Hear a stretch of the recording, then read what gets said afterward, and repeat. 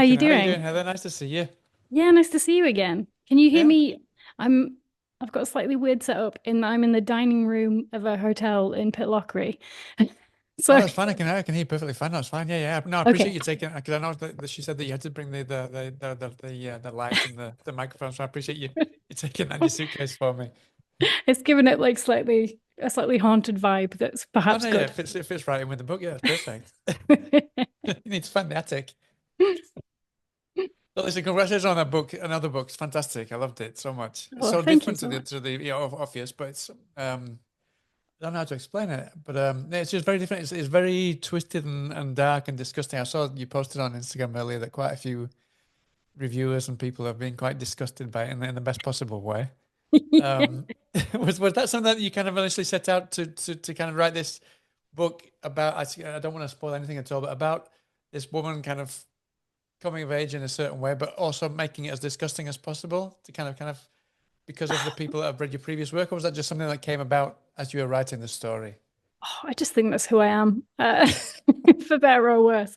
I didn't, I never kind of, people use terms like body horror a lot with me about me, Right. and I don't really set out to do that. But it's kind of like, it's how I think about the world and it's how I think about my characters in the world. And, some of that is rooted in like having really bad like eczema when I was a kid and, the kind of boundary between you and the world being very like permeable and stuff. But also like, I again avoiding spoilers. She's trapped in the attic for a long time with not a lot to do. What do you do in that circumstance? You turn inwards, right? And your body is inherently fascinating, I think, even in its most disgusting kind Uh-huh. of areas. I'm quite curious about the kind of the inspiration because obviously to write something like that, you really have to kind of look inside yourself. And I really feel this is a really personal book. Obviously, you've not written many books yet, but I just feel Mhm. that this is a really, really personal book compared to the previous one. Um, I was reading, I can't remember where I found out, but it said that you were very influenced by the book Wintering, which I think was a book that kind of inspires you to kind of look into yourself, and to interiorize a lot of things.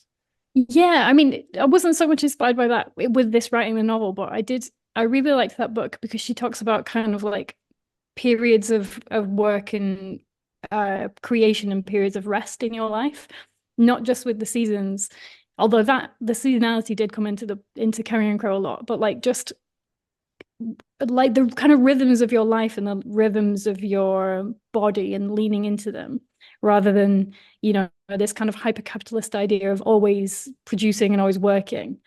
So yeah, I really like that. I mean, for I people people do keep asking if the book's really personal, and I feel like I should say like it's not about my mom. My mom's great. It's not about my mom. It's not about her mom. It's not about my family. But it is inspired by some. I really wanted to write about female violence and the violence between mothers and daughters because I actually have seen a lot in my life people be really physically, emotionally, societally abused by their mothers or by their daughters. And I think we don't really talk about it because it's kind of weirdly taboo. We don't mothers have enough to go through, parents, especially these days, have enough to go through that we don't really want to talk about that. We almost talk about mothers as if these divine creatures. But there's a lot of people who've been really significantly hurt by their mothers specifically, even those who've not been like abused by them, there's a lot of stuff that comes up from parenting and from being parented. There's a lot of stuff that comes up from people who've got kids, and that relationship isn't what they hoped it would be as well. So I find it really interesting relationship from both sides, and I really wanted to write about that. I mean, I love the way I don't want to spoil it. I love the way that the mother's relationship with her daughter, and then kind of the daughter's, uh, and then the mother's relationship with her parents. The way it doesn't about face, but for very specific reasons, and it kind of very much means well, like all mothers do, or hopefully they do. So I mean, how did you go about that? Did you kind of reverse engineer maybe a little bit to kind of to think about where the mothers come from to kind of then do an about face with the way that she treated her I, daughter, I so, mean, so without saying too much kind about it. of, kind of. It's like this book really. it sounds really pretentious, but you know when people talk about creative flow and they get into a state where like things are just kind of coming out of them and they almost can't pinpoint where it's come from, or they don't remember having written it afterwards. That was really the case with this book. And part of it is because I wrote it in first lockdown. So I wrote it in Right. May 2020. So actually long before Orpheus had come out. And you know, there was every reason to lose yourself in writing, right? Because the Sure. outside world was very difficult. And there was none of the kind of normal distractions from things. So a lot of it was really an organic process of kind of sitting down and being like, I was actually really annoyed with the publishing industry as well because I couldn't sell my first book for that period, and I kind of just sat down and was like, right, I'm going to write about this, and Mrs. Beaton's going to be in it, and we're going to go here, and I'm going to write about mother daughters. So I kind of really started and kind of knew where I was going, but I didn't know all of Cecile's history until I wrote it, really. And I knew I wanted her to not be a monstrous character. Like for all that I write about like awful people doing awful things, I don't ever want them to be like two-dimensional monsters. Sure. I want them to, because no one is, right? And that's the scariest thing about the world, that all the people who do monstrous things are just people. I think they're doing And the right things, yeah. exactly. Or everybody can convince themselves that what they're doing is right, even when it's beyond the bounds of what they ever thought they would do. So with Cecile, I was kind of I think I'm always trying to make myself empathize with these people a lot more and see them as people more. And I do think it makes me more an empathetic person in real life as well to write these characters. But yeah, I kind of didn't know what had happened to her until I kind of peered into the character while I was writing, if that makes sense. Yeah, yeah. Uh-huh. It's funny you mentioned them. One of the first things that you mentioned there when you were coming up with this idea in lockdown was Mrs. Beaton. Was that one of Mm-hmm. was that one of the initial seeds that kind of started the story, or was it just kind of the idea, the idea of Mrs. Beaton, kind of these advice that she can give to women that they need to do this, this, and this Well, to live a good life? she was always a key part of it. Like I think there's kind of three main seeds to this book. One of them was kind of wanting to write about mothers and daughters because of, you know, just the many things I had seen happening to people and wanting to write about that relationship. One of them was having a copy of Mrs. Beaton's Book of Household Management, which of course is like a 1100 page Victorian domestic guide, which is amazing. And having completely lost myself in it and found all this kind of like found poetry almost in it, and you know, being like, this has so much meaning that you can play with, and you can see that it could be used in all these different ways. And the third one was I found out about a woman called Blanche Monnier, who was in France, and I think it was early 20th century, and her mother actually locked her in the attic of the All family right. home for the same period. As it turns out, Marguerite is in there. And I didn't kind of know anything other than that. Like I knew very, you know, I just learned about this kind of on a very surface level. And I was just like, with all of the things that I write about, I'm kind of always like, how can a person, you know, how can a person do this? What leads to this situation? Because awful things happening, that's not really interesting. Awful things happen all the time. How we've gotten to that situation, that's much more interesting to me. Yeah. And trying to imagine that and trying to bring in all the things I wanted to write about class and gender and sexuality, that was the coming together of those kind of three inspirations. Hmm. Yeah. And then, I mean, you mentioned that kind of like the kind of how, the reason behind all of these things, the reason why, especially the mother, why she does this to her daughter. Um, was it complicated? I mean, for example, in the movies, in books not so much, but in movies I hate flashbacks. But here the flashbacks were vital to kind of to kind of peel away the different layers of the onion. No, that must Mm-hmm. have been really complicated. How did you go about that? Did you write one character first and then the one afterwards, or was it like you said, it was just kind of this, it was flowing out of you, and you just kind of you managed to switch between both quite easily? I think it was pretty linear. Yeah, I think I kind of wrote it from start to finish. Um, and it's kind of yeah, I also hate flashbacks because they seem so cheap in films. Yeah. Um, but I love, you see, this is why I think I'm a real believer in like certain stories work in certain medium, like certain media. And this is why I think novels are so good, because there's they're not really kind of like flashbacks. They're like time slippage almost. They're like sometimes you'll be writing about Marguerite and then suddenly it'll be Cécile's story, which is kind of what they tell you not to do. Yeah. So it was really nice to be doing that and at the end look back and go, oh no, that's actually worked because there's a lot of kind of playing around with time and memory within Marguerite's story as she starts to unravel and the kind of the temporality of the book is a little loose and unusual. So yeah, for me, you can't tell Marguerite's story without telling Of Cecile's course as not. Yeah. well. But again, it's not told, her story isn't told in a linear fashion. So yeah, all that was quite organic and it came out that way. And I thought, oh, maybe I have to change this. And then it worked. So I didn't. Mhm.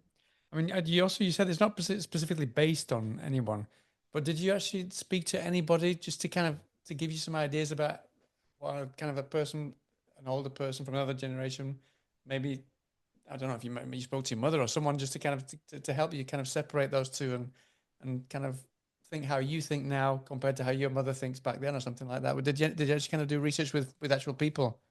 You know what? I didn't talk to my mom about it. No, but you know what? Some of the things that have been kind of passed down through my family. So there was a copy of Mrs. Beaton on my mom's shelf when I was growing up. Mhm. There was like the B Row Flour Company cooking pamphlet and Adelia book and the Mrs. Beaton book. But she never reached for it. And I think that's what made Right. it kind of That's what I was going to more, ask you. Yeah. If she used yeah, it or not. Yeah. kind of like what's in there. And I also got when my grandma died, I inherited a Singer sewing machine, All right. which Marguerite also has in the attic with her, and it's from I think it's from 1939, and it still works, which is Nice. incredible. And I just got to be thinking about like how my life is so different to my grandma, who was actually also called Blanche. How different it was for me to receive these things compared to her. Like she would have received them from her mother or her grandma. And what was the expectation on that person compared to me? Like, I Compared to actually you. like Yeah. sewing and I love cooking. Yeah. These are really gendered things, but then the expectation isn't on me to do them in the same way it would be Yeah. on Yeah. The same them. way that she was. Yeah. Like, for my grandma to receive that, it would have been like, you're sewing clothes for your family. Here's a thing that's meant to be productive and not just like a cool thing you can have on your shelf in the living room to show how cultured you are, which is Yeah. what it is for me. But in terms of the relationships as well, I mean, I kind of I don't want to like give anybody else's kind of personal details, but there were some, particularly some mothers I was writing about who really have hurt some people in my life, like people I Mhm. know. And I kind of was trying to, again, it's always that kind of thing of how does a person do this? What has happened? What's the damage that can lead you to behave like this? Okay. And I also wanted to ask you a little bit about I don't think it's a spoiler to say that they were in the soap business now. Why specifically did you go for the soap business for the kind of the upper class side of the I'm story? fascinated. So I actually make soap as well. Like All it's right. Uh-huh. Oh, one of it's my funny because favorite. it took me back because we used to have hand soap all the time with a sticker that always used to come off and things like that. And it just took me back to those times we used to use hand soap, bars of soap. Yeah. Well, yeah, we do in my house, and it's one of those things that quite a few people. I know so many people who like make sourdough and brew their own beer, and it's these kind of slightly archaic traditions that we're going back to because they're actually much better for you. It's actually much healthier for you to brew your own beer, and Yeah. it's much better for you to make your own soap that's just made out of like oil and lye, and it's not cheap because oil's really expensive to buy, Yeah. but you know what I mean? They're kind of like natural processes and you don't have to put all this other weird shit in your soap and your food and Yeah. your beer. Um, but the history of soap is also so interesting. So Cecile's father is actually based on Lord Lever, who like, he had a very, very famous soap company. Right. Um, and he became a lord through it, but he came from quite humble beginnings. Mhm. And the soap industry at that time was really interesting because it was so tied in with empire. And I really, really wanted to write about how wealth came from the colonies basically into the UK. Like there's always kind of like a class kind of political position in my books, but it's quite tamped down. I think you would have to look for it. Right.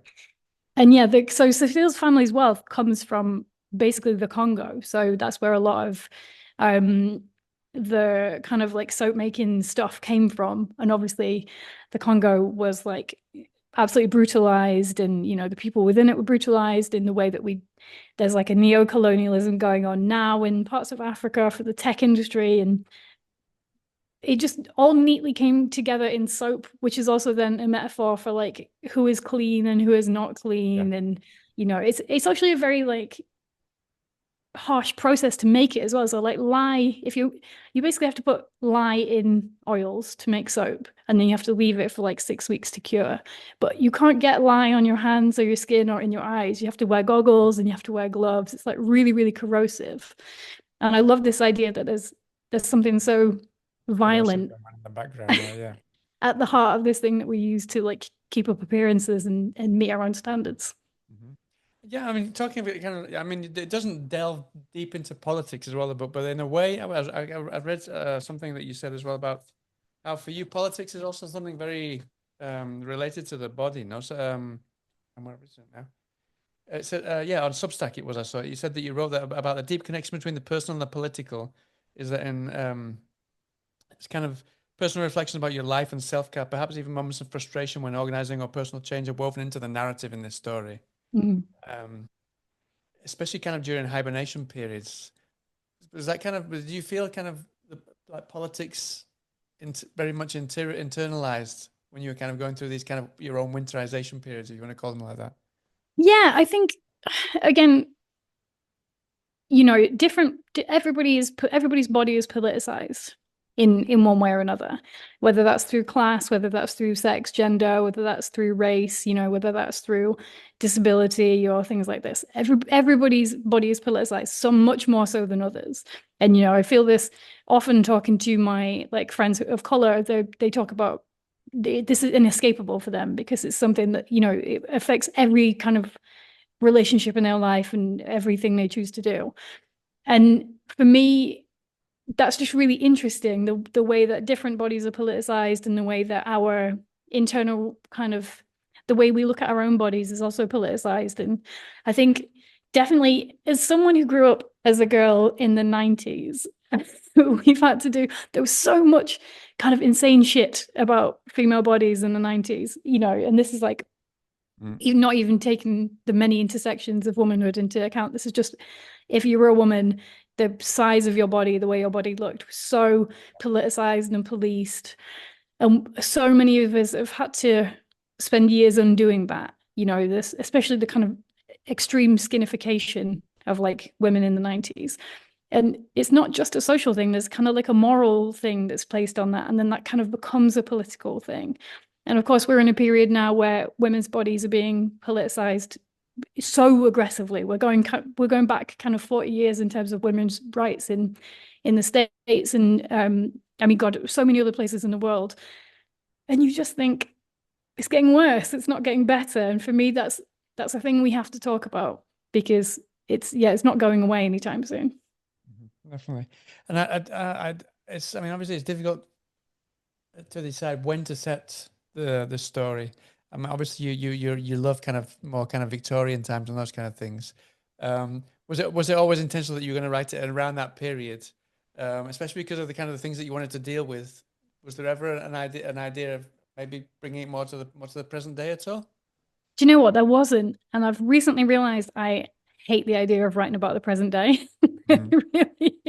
I'm Most kind writers of that I've spoken to are the same as well, yeah. Or if they do, they try and make it feel very kind of evergreen. That it doesn't feel like it's set in the present day, if you know what I mean. I absolutely hate reading novels that have got all the internet in them. Like it, Yeah. it just feels like we've really just live in like an unaesthetic time. You know what I mean? And it's also very difficult to have tension when everybody's available to each other all the time. You know, you kind of your traditional narrative arcs of like people missing and all this. It's kind of not possible because you just fucking WhatsApp each other, which is just really dull as a thing to do. So no, kind of in an aesthetic sense, I don't like writing about now. But this book was it was always going to be in that time in my head. And I think it's because I wanted it to be in a period where Mrs. Beaton and that book in particular would have been everywhere. You know what I mean? Like it was that book was such a success. It sold something like 2 million copies in its first few years, which in, you know, the Victorian era was not insignificant. And she actually died at 28. So by this time Yeah. the story set, she's dead already. And she was, yeah, we could talk about her for like an hour because she's a very interesting character. That was- But I always wanted it to be at a time when the British Empire was, you know, at its most robust, so I could talk about all the negatives of that. It was the book is actually set on the kind of period between Victorian and Edwardian eras, Mhm. although Marguerite obviously doesn't know that because she's up in the attic. And the Gothic is kind of always really about change, and it's always about like dying powers and what that means and what will let go and what won't let go. And so it just kind of felt right to set them. Okay. And then I also wanted to ask you about the titular character, Carrion Crow. I mean, I don't know if there's, I think there's, I wrote down this quote that I quite think sums it up pretty well. I don't think it's a spoiler. It says, Carrion Crow would raise her children on a primal level, attending to their needs without the concerns of society. And that was what Marguerite wanted to learn, how to fly above the heads of these people and make a nest where others might not see. I'm guessing that was pretty much one of the kind of the initial seeds for the whole idea, no? Or did the crow come later on? And you kind I of think The Crow came later as well, came later actually. on, yeah. Yeah, I kind of again, so much of this just happened. I've not ever been able to kind of write in that way. Certainly not since, and I don't think I was writing that way before either. It was just something really like magical happened in my tiny little pink office over 6 weeks. But no, she came about because again, what would you have? And you know, I mean, I needed someone for her to have a relationship with, and I mean, you know, when you're writing so viscerally about the body, Carrion Crow is perfect because Carrion obviously is viscera and it's all these kind of things. And I needed Marguerite to be able to project onto somebody, someone that was a kind of model of family that wasn't within her broken family system. So she just appeared. There she came in the rafters of the attic. Uh-huh. No, but I just I mean that quote just perfectly kind of outlines exactly what Marguerite kind of has in her head that she'd like to do. Yeah, I mean, I'm sure this book must be influenced as well on a kind of an unconscious level by the fact that, you know, how old was I? Like 33 when I started this book, which means that every person I know was having kids. Right. And I don't have kids and I'm not going to, but it's interesting to see all the things that come up and the way people change and the way people's expectations of parenthood are completely changed by the experience of it, or they're in control of it and they can mold it in where they want it to go, but others can't. And every single person I know, every single mother I know has been affected by kind of expectations in a way that she didn't think she would. Maybe because there kind of isn't in many people's lives it is going to be the most they're ever judged by society. Like, you know, just think about a mother more than a father, even walking down a street, and you imagine if you dropped your child. You know what I mean? Yeah. There's so many things like, oh, do you remember when there used to be headlines on the front of those awful tabloids with like a celebrity on her phone when she was pushing her kid? And it Yeah. would be this No, like no, yeah, grand exactly. social shaming for Yeah. having the audacity to be on her phone. Yeah. And she might have been arranging childcare or playing something to the kid. So, yeah, this idea of like, maybe I was writing this, what I wanted for all the friends I knew who were having children, Right. which is this place where they could just kind of parent without all that on them. Uh-huh. Yeah, yeah. Oh, yeah. It's quite curious that you would decide. Yeah, I mean, I guess I suppose it's because of your friends now. Because if you said you don't want to have children yourself, I Mhm. guess it's just kind of something that it's quite curious that you would write about it. Yeah, Kind of like the point of view of someone who's literally dying to have kids and wants to have a family because that's what society's kind of put on her head that she's got to do that now. yeah. Although I think she wants them for different reasons. You know, obviously, Sure, I yeah. don't want to give away any spoilers, but her conception of motherhood is quite different to what her mother wants for Mother was, instance. yeah. But yeah, I have had this before when people are like, you write quite a lot of mothers and you write quite a lot of stuff about parents. And it's like, well, it's what everybody I know is going through. And Yeah, and I've also thought about it a lot. You know what I mean? It's like yeah. you don't come to that position without having to think about it because the expectation on you is that you will. And I've been quite lucky in my life that like my mom has grandchildren. Do you know what I mean? Yeah. There's not this kind of like There's no bloodline that's resting on me. expectation of you. Yeah. Uh-huh. Yeah. But Uh-huh. also I've just been very like from like the age of 12, I was like, I'm not having kids, so Right. Uh-huh. don't expect it. But it is Yeah. interesting because any human relationship is interesting. And, you know, it brings up power, it brings up gender, it brings up like power between kids and their parents is so interesting. And again, a thing that we don't really talk about a lot. And I do have parents, of course. Yeah. Yeah, but I guess it's a bit like 50-year-old men who write as teenage kids in the books and things like that. It's just I guess you just kind of you want to go outside your world and imagine what it is like in someone else's shoes, which is what an author does basically. Yeah. Yeah, and I think the thing is just not fucking it up, you know. Yeah. Don't do it badly. I mean, I Well, know there's no right or wrong answer anyway. If you're writing a book about someone, there's no everyone acts in their own way and kind of they've got their reasons, like we said before. So there's no way of fucking it up completely because people exactly. fuck things up by mistake, like we just said. Exactly. And I think I just wrote a Substack about like I actually really get frustrated when there's this idea that like male like filmmakers particularly can't say anything about the like modern female condition because some of my God, I mean God, like I love Kubrick and I was writing about Eyes Wide Shut and what that says about kind of womanhood in all these very interesting and subtle ways. And I think we're kind of doing ourselves out of a lot of really good art if we just, you know, say, well, he's a man, so he can't be writing about that. Well, you know, some men are very good writers.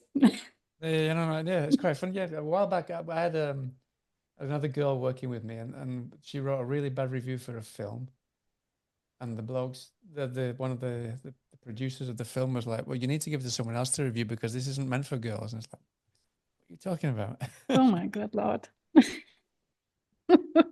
I would have been right. Well, I'm writing another review about it now. No, I'm we going to kept write it. We 10. kept it there. We put it on the front page again. Yeah, yeah. But I don't want to keep you too long. So just basically to finish off, obviously you've got this one, and I imagine you go on a bit of a tour. I think that's probably why you're in a hotel right now to It promote is, the yeah. book a bit, no? And Hmm. then, is there anything that we can expect from you anytime soon? Yeah, so this comes out obviously like now-ish, and then I've got a short story collection that will be coming out I think sometime next year. Hmm.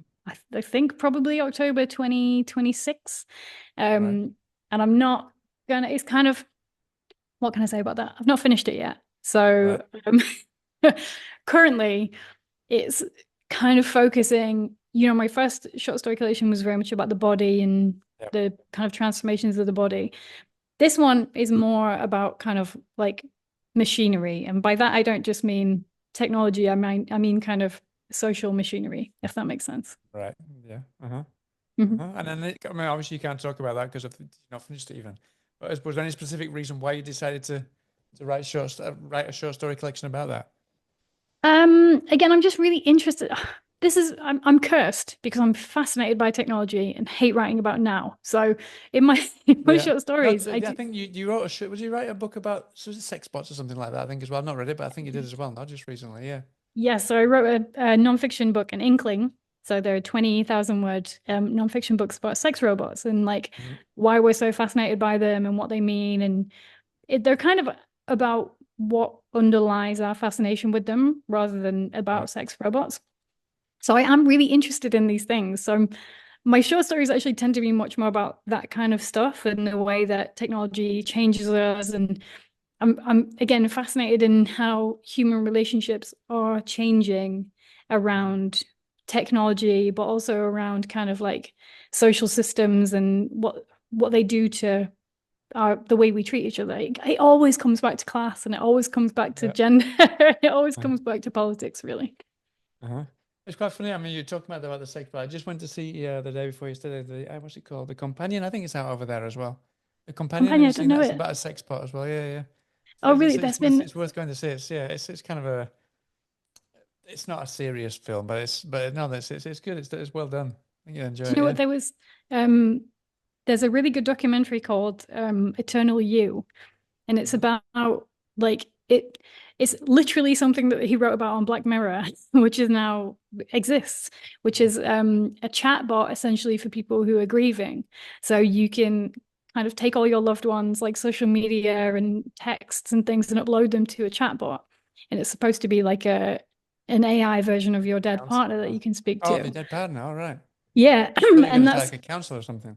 no, it's much worse than that. No, yes, Yeah. it's this, what do you want from a service like that? And they've thought, well, they want to be able to communicate with their partner, but of course, or your mom or your child or whoever's died. But of course, that's got so many implications for a person, like how do you grieve when you have access to a person, and what version of that person are you going to get? And there's all these things around AI. I'm so critical of AI, and there's a thing called hallucinations when AI chatbots just say something like horrific or like violent or hurtful.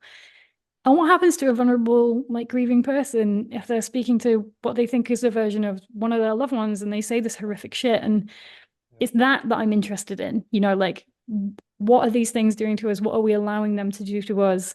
Yeah. How are we changing around technology? Oh, exactly. Yeah, because that kind of thing would kind of it would stay in your memories of the people that you've lost. Because if you'd actually, I mean, imagine if you've been like a year or 2 years speaking to this AI version of a child or of a father or whatever, that would kind of stay in all the memories that you've had in the past because you would add that to to all the beautiful memories you've had, I imagine, things like that. Yeah, Exactly. But crazy. you're also then stuck in this grief Yeah. because you can't move on. You don't get the closure. So yeah, that's the Mhm. kind of stuff I will be writing about. Well, that sounds really interesting. It's quite. There was. I've got it here actually. Now that you mentioned about tech and stuff. If you've not read this one, you probably have, but if you haven't, this one is really good. Hey, that way. Oh no, I've not read it. Blind Spot. It's all short stories, but I think they're all kind of intermingled and they're all related to each other. It's really good about kind of where technology is going and stuff. Highly recommend Oh, that one. amazing. Yep. I'll add Well, it to listen, my thank you so much for your time. endless to read pile. I can't wait to get hold of the actual physical book. I've not because I just read it on my Kobo, but yeah, I've got it pre-ordered on Amazon, so I can't wait to get hold of it and read it properly. And Oh, I thank you hope so to speak to you much. again sometime soon, and hopefully about these short stories about the future. And I would love have that. a great tour to celebrate the release of the book as well. Thank you, All right, Howard. thanks so much for Lovely speaking to to me. talk to you, as Yep, same always. to you. All right, take care. Speak soon. Bye. Bye now.